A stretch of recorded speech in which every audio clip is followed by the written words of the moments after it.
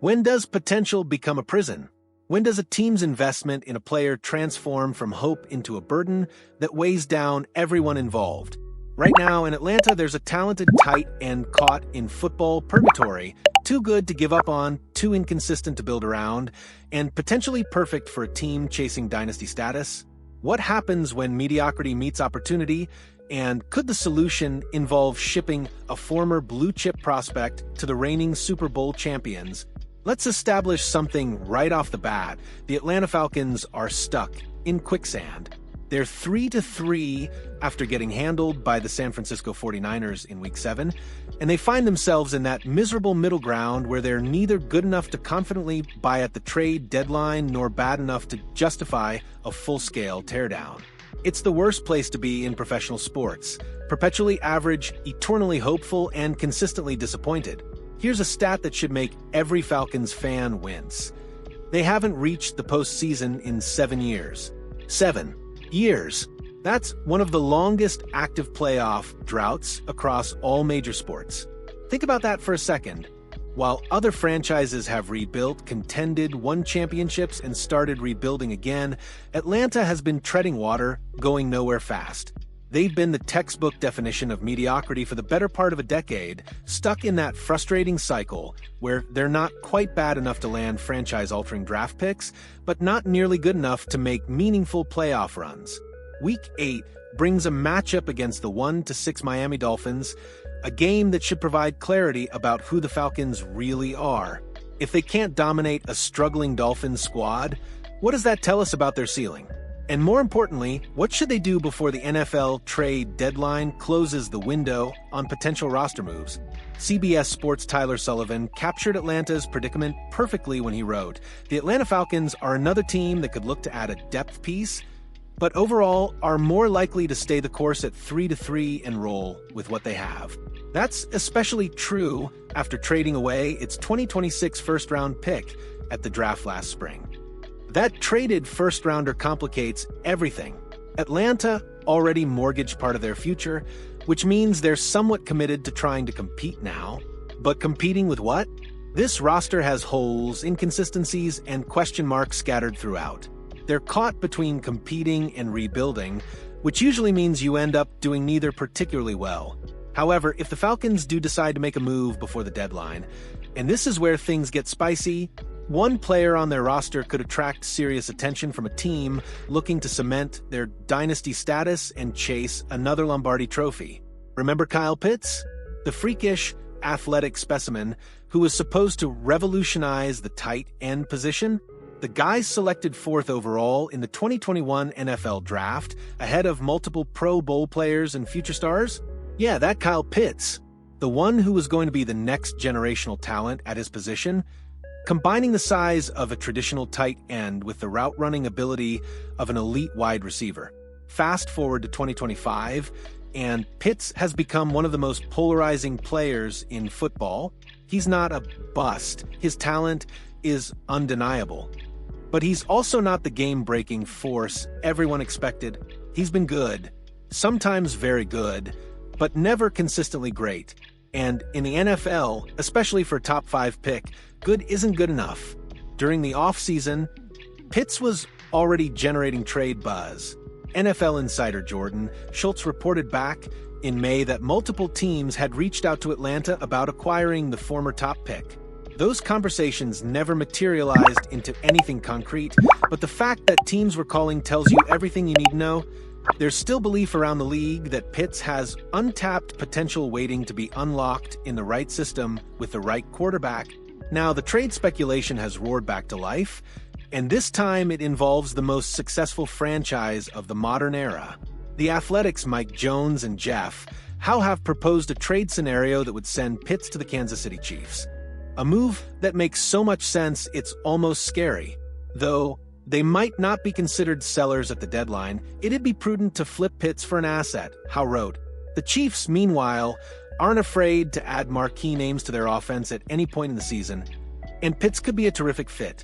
He's a move tight and, like Travis Kelce, who appears to be closing in on the end of his career, so the Chiefs could prepare Pitts to be his successor. They'd still need to extend Pitts after the season, assuming the sides like the fit, but the draft compensation won't bind them to the idea if it's a flop. Let's break down why this proposal is absolutely fascinating. Travis Kelce is a future Hall of Famer, one of the greatest tight ends to ever play the game, and an absolutely crucial piece of Kansas City's championship puzzle. He's also 35 years old and showing signs that Father Time is undefeated. The Chiefs are smart enough to know that Kelce's window is closing, and they need to start thinking about succession planning. Enter Kyle Pitts, a player with elite physical tools, the ability to line up anywhere on the field, and the kind of versatility that fits perfectly into Andy Reid's offensive scheme. Imagine Pitts learning under Kelce for the remainder of the season, absorbing everything from one of the best to ever do it, while contributing immediately as a complementary weapon. Then picture him stepping into a featured role next season as Kelce either retires or transitions into a reduced role. For Kansas City, this isn't just about winning now, though Pitts would certainly help with that. This is about maintaining their dynasty, ensuring they don't experience a drop-off when Kelce hangs up his cleats, and giving Patrick Mahomes another elite weapon to terrorize defenses for years to come. According to the proposal, Atlanta would receive a 2026 fifth-round pick in exchange for Pitts.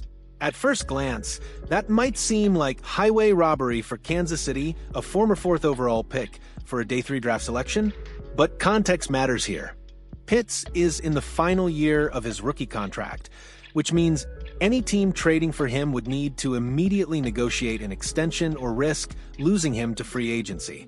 He's also been inconsistent throughout his career, never quite living up to the lofty expectations that came with his draft position. And Atlanta, according to NFL Draft Buzz, currently holds just 5 projected picks in 2026, with no first-round or fifth-round selections.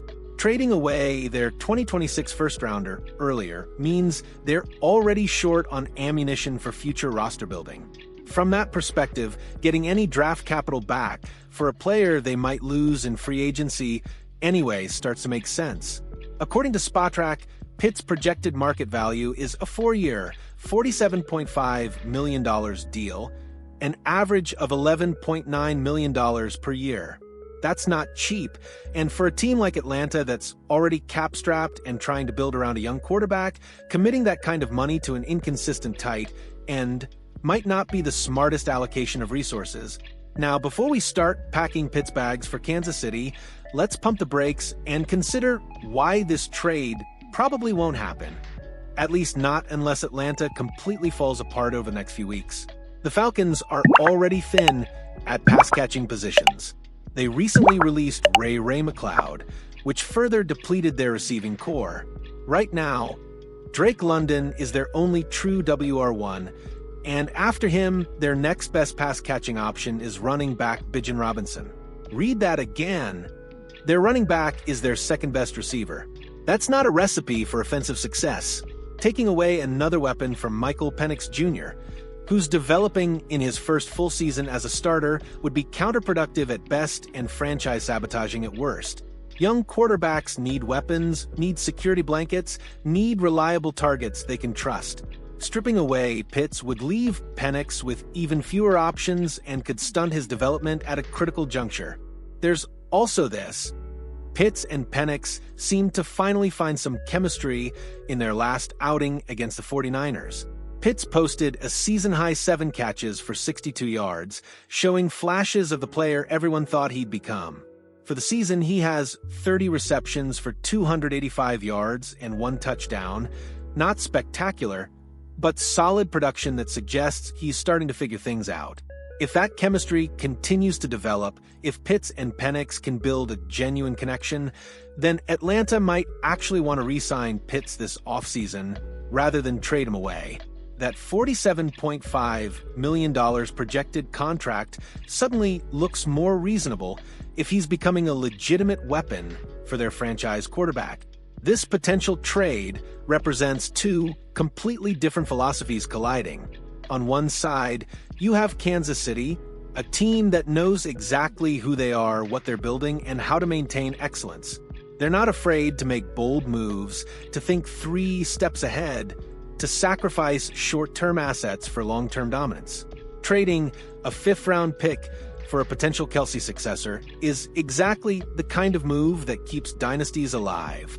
On the other side, you have Atlanta, a franchise that's been stuck in neutral for years, unable to commit fully to either rebuilding or contending.